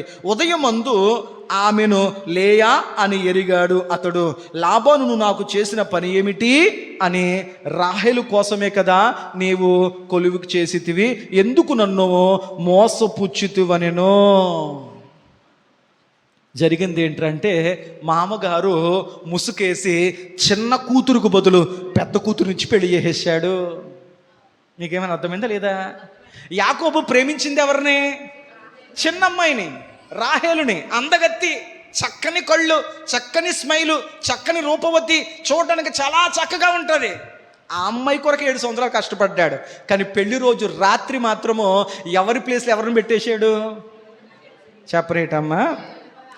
క్రైస్తవ పెళ్లిలో ప్రమాణాలు చేయించే ముందు, తాళి కట్టించే ముందు అమ్మాయి యొక్క మేలు ముసుగు తీసి, రబ్బాయి పెళ్లి చూపులకి ఈ అమ్మాయి నన్ను చూసావు, ఈ అమ్మాయిని కదా పెళ్లి చేసుకుంటున్నాను, అన్ని జాగ్రత్తగా చూసుకో, బైబిల్లో ఒకటి మోసపోయాడు, నువ్వు అలా మోసపోవద్దు అని అన్ని నిర్ధారించిన తర్వాత తాళి కట్టిస్తాం, లేకపోతే ప్రమాణాలు చేయిస్తాం. దేవునికి స్తోత్రం, హల్లెలూయా. తీరా జరిగింది ఏంటంటే, చెల్లి స్థానంలో తీసుకొచ్చి నమ్మిన తండ్రి తర్వాతి తండ్రి స్థానంలో నిలబడవలసినటువంటి మేనమామ చిన్న కూతురు స్థానంలో తీసుకొచ్చి పెద్ద కూతురుని పెట్టాడు. పెద్ద కూతురుతోనే ఆ రాత్రి నడిపించేశాడు. తెల్లారిన తర్వాత చూశాడు, అర్థమైపోయింది, నేను మోసపోయాను. చెల్లుతో జరగాల్సిన పెళ్ళి అక్క అందగత్తె అంటే బైబిల్ అంటుంది అక్కకు కళ్ళ జబ్బు ఉందంట. అక్కకి ఏ జబ్బు ఉందంట? కళ్ళ జబ్బు గలది. దాన్ని ఇంకా విశ్లేషణ చేయాలంటే అక్కకున్న కళ్ళ జబ్బు ఏంటంటే, ఆమె కళ్ళ నుంచి ఎప్పుడు పుసు కారుతూ, నీరు కారుతూ, కళ్ళు ఎప్పుడు నీసు వాసన వస్తుండేవంట. గాయం అయిపోయింది. ఇదేంటి, 7 సంవత్సరాలు ప్రేమించిన అమ్మాయికి బదులు అక్కనిచ్చారేంటి అనే వేదనతో, నా సొంత మేనమామే నన్ను మోసం చేయడానికి గాయముతో యాకోబు గాయపరచబడ్డాడు. వెంటనే మేనమామ దగ్గరికి వెళ్ళి, మేనమామ ఎందుకు ఇలా చేస్తావు అంటే, మేనమామ నాడు అదేంటి అల్లుడు, పెద్ద అమ్మాయిని పెట్టుకుని నేను చిన్న అమ్మాయికి పెళ్లి చేస్తే రేపు పెద్దనికెళ్ళి పెళ్ళి అవుతుంది, అయినను పర్లేదు, ఇంకొక 7 సంవత్సరాలు చేయి, దీన్ని ఇచ్చేస్తాను నీకు అన్నాడు. ఏమన్నాడు? ఉన్నమాట చెప్పేస్తున్నాను, ఇంకొక 7 సంవత్సరాలు చేయి, ఇద్దరిని ఇచ్చేస్తాను నీకు అన్నాడు. ప్రేమ ఎంత దూరమని వెళ్తుంది కదా. అప్పుడు సరే అని చెప్పి మరొక 7 సంవత్సరాలు ప్రేమ కొరకు మళ్ళీ పాలేరుతనం చేసి 14 సంవత్సరాల కూలి పని లేకపోతే పాలేరుతనం తర్వాత ఇష్టమైన సఖిగా ఉన్నటువంటి రాహేలును పెళ్లి చేసుకున్నాడు. దేవునికి స్తోత్రం. నేను అంటున్నాను, ఆ 7 సంవత్సరాలు ఎంత గాయంతో గడిపి ఉంటాడు. మోసపోయాను. అక్కడ తండ్రి, అక్కడ బంధువులు, అక్కడ అన్నయ్య, తీరా ప్రేమన్నా దొరికిందంటే ఈ ప్రేమ దగ్గర కూడా నేను 4వ గాయం, మేనమామ చేసినటువంటి గాయం. ఈ గాయములో కృంగిపోతున్నటువంటి యాకోబును దేవుడు చూశాడు. దేవుడు ఏమంటున్నాడు ఒకసారి చూడండి. యెషయా గ్రంథం 43వ అధ్యాయం 18, 19 వచనాలు మనం చూడగలిగితే చూడండి. అక్కడ మునుపటి వాటిని జ్ఞాపకము చేసుకొనకుడి, పూర్వకాలపు సంగతులు తలంచుకొనకుడి, ఇదిగో నేను ఒక నూతన క్రియ చేయుచున్నాను, అది ఇప్పుడే మొలుచును, దాన్ని మీరు ఆలోచింపరా. దేవునికి స్తోత్రం. యాకోబుతో దేవుడు మాట్లాడుతూ, యాకోబు జరిగిపోయిందని గురించి ఆలోచించుకో, మునుపటి వాటిని గురించి తలంచుకోవద్దు, జరిగిపోయిన మోసం జరిగిపోయింది, జరిగిపోయిన గాయం జరిగిపోయింది, వాటిని గురించి తలంచుకుంటూ నువ్వు కృంగిపోవద్దు. నువ్వు ప్రేమించిన అమ్మాయిని మరలా నీకు ఇస్తాను. దేవుని చేత ధైర్యపరచబడ్డాడు, ఆదరింపబడ్డాడు. తగిలిన 4వ గాయాన్ని కూడా తట్టుకొని నిలబడ్డాడు. 14 సంవత్సరాల సుదీర్ఘమైనటువంటి పాలేరుతనం తర్వాత ఇష్టమైనటువంటి చిన్న కూతుర్ని పెళ్లి చేసుకున్నాడు. ఎంతవరకు బాగుంది, జీవితం హ్యాపీగా గడిచిపోతుంది. అమ్మిసా అనుకుని ఇతడు చేసిన తప్పేంటంటే అంటే పెద్ద భార్యను ద్వేషించడం మొదలెట్టాడు, చిన్న భార్యను ప్రేమించడం మొదలెట్టాడు. అదేంటయ్యా యాకోబు, ఇంతకన్నా నువ్వు అందరితో ద్వేషించబడుతున్నావనే కదా నేను ఇంతగా ప్రేమించాను, మరి ఇన్ని గాయాలు నీకైనప్పుడు నువ్వెందుకు అమ్మాయి గాయం చేస్తున్నావు? దేవుడు న్యాయాధిపతి. నీకు ఇష్టమైన అమ్మాయిని ప్రేమగా చూసుకున్నావు, నీకు ఇష్టం లేకపోయినా పెళ్లి చేసిన అమ్మాయిని మాత్రం నువ్వు ద్వేషిస్తున్నావు, కుదరదు అని చెప్పి దేవుడు పెద్ద భార్య గర్భాన్ని తెరిచాడు. ఇష్టమైనటువంటి చిన్న భార్య గర్భాన్ని దేవుడు మూసేశాడు. మీకు అర్థమైందా? తర్వాత యాకోబుకు తగిలిన 5వ గాయం ఏంటి తెలుసు? 5వ గాయం చూడండి, త్వరగా ముగించేస్తాను. ఆది కాండము 30వ అధ్యాయము 1వ వచనం. ఆది కాండము 30వ అధ్యాయం 1వ వచనం. రాహేలు యాకోబునకు ప్రియమైన భార్య, ప్రేమించి చేసుకున్న భార్య తన భర్తకు పిల్లలు కనలేకపోతుందంట. తన యెక్కయందు అసూయపడి యాకోబుతో, నా గర్భఫలము ఇమ్ము, లేని ఎడల నేను చచ్చేదనని. చాలు. ఏనండి, యాకోబు కలిగినటువంటి 5వ గాయం. ప్రేమించి 12 సంవత్సరాలు 14 సంవత్సరాలు కొలువు చేశాడు కదా. నా భార్యన ఈ అమ్మాయి నాకుంటే చాలు, నా జీవితం స్వర్గం అయిపోద్ది, నా జీవితం ఆనందం అయిపోద్ది, ఈమెతో గడిపితే ఈ 14 సంవత్సరాలు కష్టం మర్చిపోతాను అనుకున్నాడు కదా. పెళ్ళైన కొద్ది సంవత్సరాల్లోనే జరిగింది ఏంటంటే, ప్రేమించిన భార్య యాకోబుకు నరకం చూపించడం మొదలెట్టింది. ఏం చూపించడం మొదలెట్టింది అనగా, ప్రేమించి 14 సంవత్సరాలు పాలేరుతనం చేసుకున్న భార్య యాకోబుకు శాడిజం చూపించడం మొదలెట్టింది, నరకం చూపించడం మొదలెట్టింది. ఒక విధంగా చెప్పాలంటే యాకోబుకు పదే మా అక్కకి పిల్లలు పుడుతున్నారు, నాకు పిల్లలు పుడతలేదు, నాకు మాత్రం నువ్వు పిల్లలు కనలేకపోయేలా చేసావంటే, నాకు పిల్లలు కనీలా నువ్వు చేయలేకపోయావంటే, ఇదిగో నేను ఊరేసుకుంటాను, ఇదిగో నేను మందు తాగెత్తాను, ఇదిగో నేను కిరోసిన్ పోసుకుంటానని చెప్పి ప్రతి క్షణము ఆత్మహత్య తలంపులతో వేధింపబడుతూ యాకోబును టార్చర్ పెట్టడం మొదలెట్టిందంట. చెప్పండి, ప్రేమించిన అమ్మాయి చెప్పరేటమ్మా, మాట్లాడితే ఫోన్ చేసి ఎక్కడున్నావు, పొలంలోనా రా, నువ్వు వచ్చి నేను చచ్చిపోతాను అనేదంట. యాకోబుకు మనశ్శాంతి లేకుండా చేసేసింది ఎవరో? ప్రేమించిన అమ్మాయి మనశ్శాంతి లేకుండా చేసింది. వాక్యం అంటుంది, ఆమె ఆత్మహత్య కొరకు పదే చచ్చిపోతాను, తుమ్మితే చచ్చిపోతాను, దగ్గితే చచ్చిపోతాను, రాపోతే చచ్చిపోతాను అని చెప్పి యాకోబుకు కళ్ళు మూసినా కళ్ళు తెరిచినా ఆత్మహత్య చచ్చిపోతాను అని చెప్పి యాకోబుకు మనశ్శాంతి లేకుండా చేసిందంట. అందువల్ల యాకోబు ఇంటికి వెళ్తాక భయపడేవాడంట. ఎక్కడికెళ్తా భయపడేవాడంట. ప్రేమ దొరికిందా? దొరకలే. 5వ గాయం, ప్రేమించిన భార్య చచ్చిపోతాను అని చెప్పి ఆత్మహత్య చేసుకుంటానని చెప్పి యాకోబుకు చేసిన గాయం. యాకోబుని గురించి బైబిల్ ఏం చెప్తుందంటే, అతడు ఇంటికి వెళ్ళడానికి ఇష్టపడేవాడు కదంట. ప్రతి క్షణము పొలములోనే ఉండేవాడంట. ఎక్కడికి వెళ్ళడానికి భయం వేసేసిందంట. చెప్పరేంటి? ఆ పనులతోనే గడిపేవాడంట. ఎందుకంటే ఇంటికి వెళ్ళిందంటే ప్రేమ కాదురా బాబు, నాకు నరకం చూపించేస్తుంది, నాకు టార్చర్ చూపించేస్తుంది, ప్రతి క్షణము చచ్చిపోతానని చెప్పి నన్ను బెదిరించేస్తుంది, నాకు మనశ్శాంతి లేదు, నెమ్మది లేదు, నిద్ర లేదు అని చెప్పి మాట్లాడితే పొలంలోకి వచ్చి ఆ పొలంలో ఉండేవాడంట. ఇంటి కొత్తగా భయపడిపోయేవాడంట. ప్రేమించిన భార్య ద్వారా కలిగినటువంటి గాయం, ఈ గాయాన్ని కూడా దేవుడు చూశాడు. దేవునికి స్తోత్రం. యెషయా గ్రంథం 44వ అధ్యాయం, యెషయా గ్రంథం 44వ అధ్యాయం 1 నుంచి 3 వచనాలు నేను చదువుతున్నాను చూడండి. అయినను నా సేవకుడగు యాకోబు, నేను ఏర్పరచుకున్న ఇశ్రాయేలు వినుము, నిన్ను సృష్టించి గర్భములో నిన్ను నిర్మించి నీకు సహాయం చేయబడిన యెహోవా ఇలాగూ సెలవిచ్చుచున్నాడు. నా సేవకుడగు యాకోబు, నేను ఏర్పరచుకున్న యెషూరును, భయపడకుము. నేను దప్పిగల వారి మీద నీళ్లను, ఎండిన భూమి మీద ప్రవాహ జలములను కుమ్మరించేదును, నీ సంతతి మీద నా ఆత్మను కుమ్మరించేదును, నీకు పుట్టిన వారిని నేను ఆశీర్వదిస్తాను. దేవునికి స్తోత్రం. బాధపడొద్దు, కలవరపడొద్దు. అతి త్వరలో నీ భార్య గర్భాన్ని తెరుస్తాను, నీ బిడ్డల మీద నా ఆత్మను కుమ్మరిస్తాను, నీకు పుట్టిన వారిని నేను ఆశీర్వదిస్తాను అని దేవుడు మాటిచ్చాక యాకోబు ఆ గాయాన్ని నుంచి కోలుకున్నాడు. ఎన్ని గాయాలు అయ్యాయి? మీరు చెప్తే త్వరగా అవుతుంది. 5 గాయాలు. నేను అంటున్నాను, ఈ 5 గాయాలు ఎక్కడైనా యాకోబు ప్రమేయం ఉందా? మరి మొన్నదాకా యాకోబు మోసగాడన్నా. 6వ గాయం, 6వ గాయం, 2 భార్యలతో, 12 మంది కొడుకులతో, ముద్దుల కూతురు, 1 కూతురు దీన, 13 మంది పిల్లలతో ఆనందంగా సాగిపోతుంది. నడి వయసుకు వచ్చేసాడు. అన్నీ బాగానే ఉన్నాయి. 2 భార్యలు, 12 మంది మగపిల్లలు, 1 ముద్దుల కూతురు దీన, హాయిగా జీవితం సాగిపోతుంది. కానీ మనసులో ఒక బెంగ ఉంది. ఎవరి మీద? అమ్మను చూడాలి, నాన్న చూడాలి, నా సొంతూరు వెళ్ళాలి అన్న బెంగ. మనసు ఇంకా ఆగలేకపోయింది. వెళ్ళిపోదాం అనుకున్నాడు. ఒకానొక దినాన తన కుటుంబం అంతటిని వెంట పెట్టుకొని వెళ్ళాడు. అయితే ఆ ఊరు వెళ్ళాలంటే మధ్యలో ఒక రేవు దాటాలి. గోదావరిలాగా యబ్బేకు అనే ఒక రేవు దాటాలి. అతను అనుకున్నాడు, మా అన్నయ్య ఇంకా కోపంగా ఉండుంటాడు కాబట్టి నాకున్న సంపదంతా పంపిద్దాం, వాటిని చూసి చల్లారతాడేమో. ఒకవేళ దాన్ని తీసుకున్న అన్నయ్య కోపం చల్లారపోతే నా పిల్లలను, నా భార్యను పంపిద్దాం, అయ్యో నా తమ్ముడు పిల్లలే కదా అని చెప్పి కోపము చల్లార్చుకుంటాడేమో అని ముందు తనకున్న సంపాదన అంతా పంపించేశాడు. రెండవది మీకు కూడా తెలుసా, ఒట్టి చేతులతో వచ్చాడు. ఇప్పుడు యాకోబు గొప్ప సంపాదన. యాకోబు కొడుకెవరో?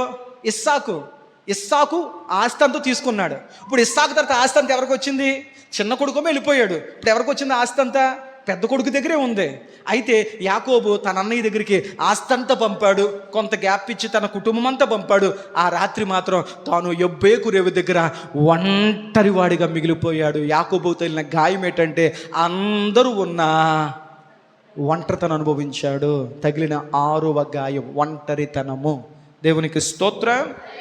ఆదికాండము 32వ అధ్యాయం, ఆదికాండము 32వ అధ్యాయము 24వ వచనం మనం చూడగలిగితే అక్కడ ఏమని రాయబడిందయ్యా అంటే, యాకోబు ఒక్కడు మిగిలిపోయాడు. చెప్పుకోవడానికి బోళ్ళంతమంది చుట్టూ ఉన్నారు. అందరూ ఉన్న ఆ రాత్రి యాకోబు తన జీవితంలో ఒంటరితనం అనే గాయాన్ని అనుభవించవలసి వచ్చింది.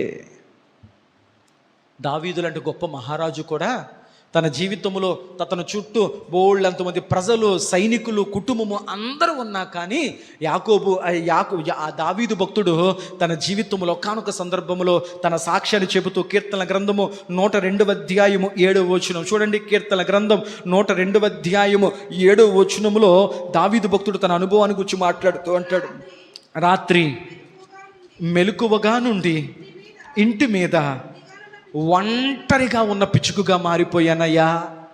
నా తోటి వారందరు నిద్రపోతున్నారు, నా భార్య బిడ్డలు నిద్రపోతున్నారు, నా ప్రజలు నిద్రపోతున్నారు, నా చుట్టూ ఉన్న వారందరు నిద్రపోతున్నారు, కానీ నాకు రాత్రి నిద్ర పట్టడం లేదు. నా కలవరము, నా బెంగ, నా చింత, నా హృదయంలో ఉన్నటువంటి అలజడి నన్ను నిద్రపోనివ్వట్లేదయ్యా. అందరూ నా అనే వారందరు నిద్రపోయారు, కానీ నేను ఒంటరి వాడిగా మిగిలిపోయాను నిద్ర పట్టకుండా అన్నాడు దావీదు. వాక్యం ఉంటున్న ప్రియ స్నేహితుడా, నీ జీవితంలో ఎన్ని నిద్రలేని రాత్రులు ఉన్నాయో ఒంటరిగా. పగలందరూ నాతో ఉంటారండి, కానీ రాత్రి అయ్యేసరికి నాకు నిద్ర పడతలేదండి. నా హృదయంలోని అలజడి గలిబిలి నాకు నిద్ర రానివ్వట్లేదండి. నా పక్కనున్న వాళ్ళందరూ నిద్రపోతున్నారండి.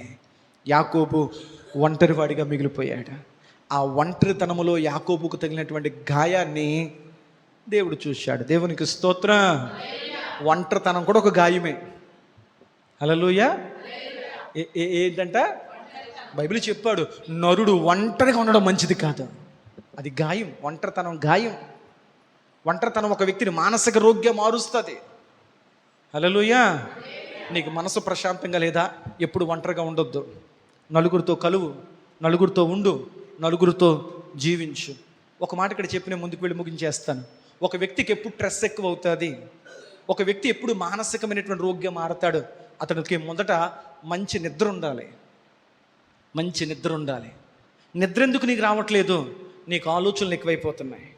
నీ ధ్యాస వేటి మీద తిరుగుతుంది. నీ మనసుకు ప్రశాంతత లేదు. నీ మనసు ప్రశాంతంగా ఉండాలంటే దేవునితో గడపాలి. ఎప్పుడు నువ్వు దేవుడితో సమయం గడిపావో, ఎప్పుడు ప్రార్థన చేసుకున్నావో, ఎప్పుడు వాక్యం చదువుకున్నావో, ఆ వాక్యము రేపబడుతున్న నీ మనస్సును దేవుని సన్నిధిలో గడిపినప్పుడు నీ మనస్సు అణిచివేయబడుతుంది, ప్రశాంతత వస్తుంది. అప్పుడు నీకు మంచి నిద్ర వస్తుంది. నిద్ర నీకు బాగా పడితే నీవు ఆరోగ్యంగా ఉంటావు, నువ్వు మానసిక ప్రశాంతతను పొందుకుంటావు. దేవునికి స్తోత్రం. ఇప్పుడు ఒంటరితనం అన్ని సందర్భాల్లో మంచిది కాదు. ఎవరికన్నా కొంచెం మానసికంగా బాగోలేని వ్యక్తుల పక్కన ఇప్పుడు ఒంటరిగా వదలకండి. వాళ్ళతో మాట్లాడండి. వారిని అక్కడి నుంచి బయటికి తీసుకొచ్చే ప్రయత్నం. అలా వదిలే, ఆడే మారడు మళ్ళీ వెళ్ళిపోయి నాకు రాడు, ఇంకా ఏం నేను తీసుకుంటాడో తెలియదు. అలాంటి వ్యక్తులు ఇప్పుడు ఒంటరిగా విడిచిపెట్టకూడదు. దేవునికి స్తోత్రం. ఒంటరితనముతో గాయపరచబడిన యాకోబును దేవుడు చూశాడు. చూడండి, యెషయా గ్రంథం 43వ అధ్యాయం 5వ వచనములో ఆ ఒంటరితనముతో గాయపడినటువంటి యాకోబును దేవుడు చూసి ఏమన్నాడు చూడండి. భయపడకుము, నేను నీకు తోడై ఉన్నాను. తూర్పు నుండి నీ సంతానము రప్పించేదును, పడమట నుండి. యాకోబు, నువ్వు ఒంటరివాడు కాదయ్యా. నువ్వు ఒంటరితనంతో భయపడొద్దు, బాధపడుతూ నీకు తోడున్నా. ఇదిగో రాబో దినాల్లో నీ సంతానమును గొప్ప చేస్తాను, అనేకులకు నేను ఆశీర్వాదకంగా మారుస్తాను. మీ తండ్రి ఎవర్రా అంటే, ఇదిగో మా తండ్రి పేరు యాకోబు అని చెప్పుకునేటువంటి గొప్ప జనాంగం నీకు వస్తారు. నువ్వు ఒంటరివాడు కావు. ఒంటరితనములో దేవుడు యాకోబుకి ఇచ్చిన ధైర్యం ఏంటంటే, యాకోబు నీ సంతానము గొప్పవాళ్ళగా మారతారయ్యా, నువ్వు ఒంటరివాడు కావు అని దేవుడు ధైర్యపరిచి ఆ గాయాన్ని నుంచి కూడా దేవుడు బలపరిచి నడిపించాడు. దేవునికి స్తోత్రం. ఎన్ని గాయాలు? 6 గాయాలు. ఇలా హ్యాపీగా అన్నయ్య దగ్గరికి వెళ్ళిపోయాడు. అన్నయ్య తమ్ముని చూశాడు. దేవుడు అన్నయ్య మనసును మార్చాడు. చంపాలి అనుకున్నవాడు కత్తి పడేశాడు. అన్నయ్యలు తమ్ముడు భుజం మీద పడ్డాడు. ఒకరినొకరు ముద్దాడుకున్నారు. ఒకరినొకరు యోగక్షేమాలు తెలుసుకున్నారు. ఒకరినొకరు క్షమించుకున్నారు. కలిసి ఆనందంగా జీవితం సాగిపోయింది. యాకోబు వయస్సు మీద పడింది. ఎక్కడికి వెళ్ళింది? వయస్సు మీద పడింది. ఒక్కసారి ఆలోచిస్తున్నాడు, అమ్మ తల్లి గర్భంలోంచి బయటకు వచ్చిన కాణించి అణువణుగున గాయాలే. అమ్మేసా, నా కూతురు వయసుకు వచ్చేసింది, నా 12 మంది కొడుకులు వయసుకు వచ్చేసారు, నాకు అందేశారు. అబ్బా, ఇక నాకు వచ్చిన బెంగ చింత బెంగకి ఏమీ లేదు, హ్యాపీగా నా వృద్ధాప్య జీవితాన్ని గడిపేద్దాము అనుకున్నాడు. అలాంటి సమయంలో వృద్ధాప్యములో యాకోబుకు తగిలినటువంటి కోలుకోలేని 7వ గాయం. ఏంటి ఆ గాయం? చూద్దాం. ఆదికాండము 34వ అధ్యాయం. ఆదికాండము 34వ అధ్యాయం 1-2 వచనాలు. లేయా యాకోబుకు కనిన కుమార్తె అయిన దీనా. ఆ దీనా ఏం చేసిందంటే, ఆ దేశపు కుమార్తెలను చూడవెళ్ళెను. ఆ దేశము నేలిన హివ్వీయుడైన హామోరు కుమారుడు షెకెము ఆమెను చూచి ఆమెను పట్టుకుని ఆమెను పాడు చేసి అవమానపరిచాడు. ఇప్పుడు వినండి, యాకోబు వృద్ధాప్యంలో ఉన్నాడు. యాకోబుకు దేవుడు చెప్పాడు, యాకోబు నువ్వు వెళ్ళు అన్నాడు.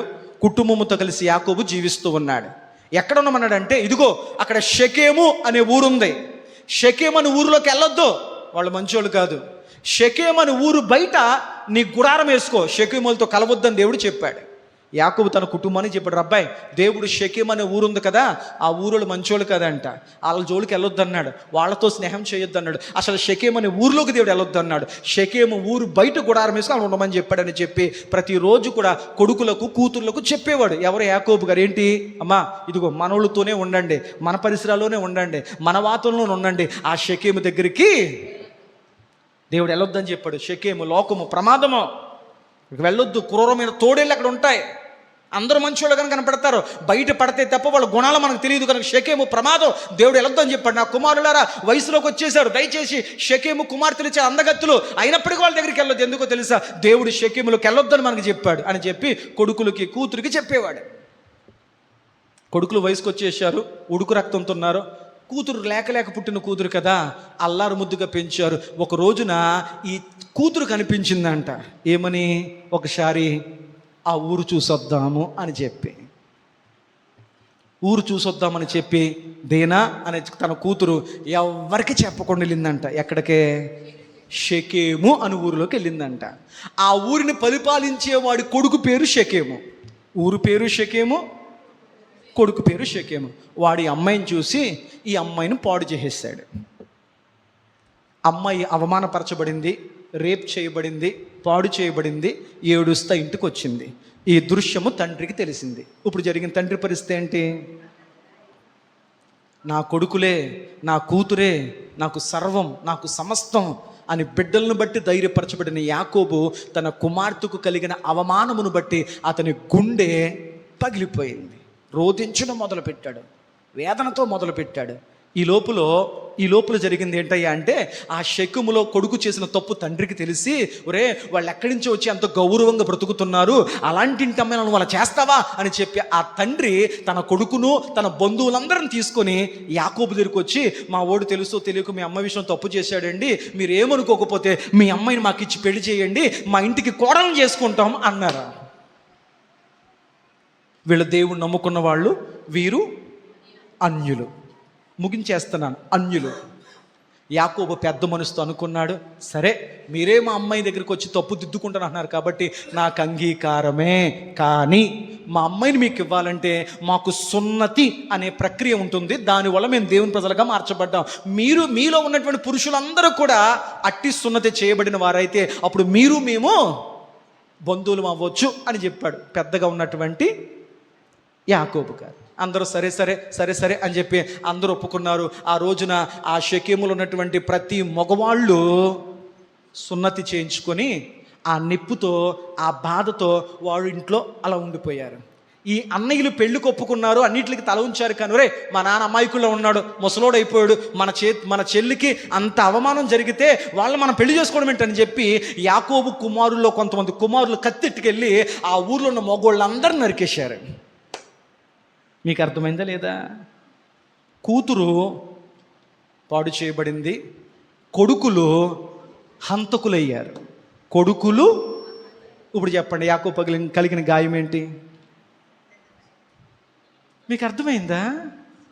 కూతురు పాడైపోయింది, వాళ్ళు వచ్చి పెళ్లి చేసుకుంటామన్నారు, దానికి అగ్రిమెంట్ సున్నతి చేయించుకోమని చెప్పారు, వాళ్ళు అలాగే అని చేయించుకున్నారు.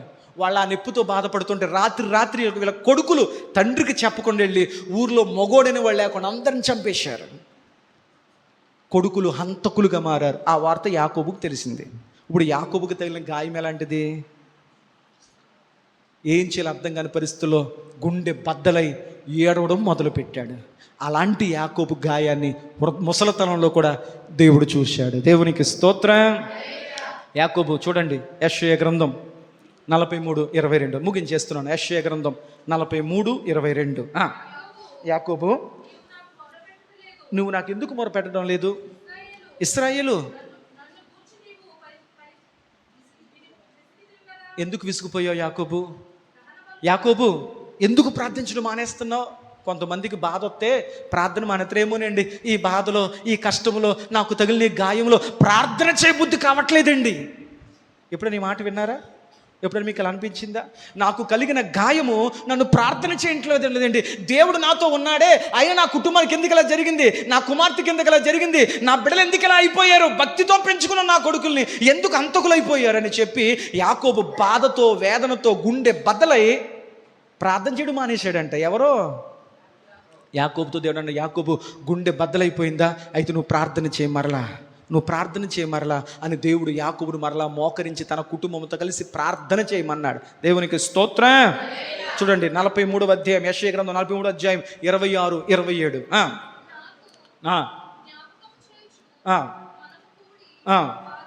వాదింతుము,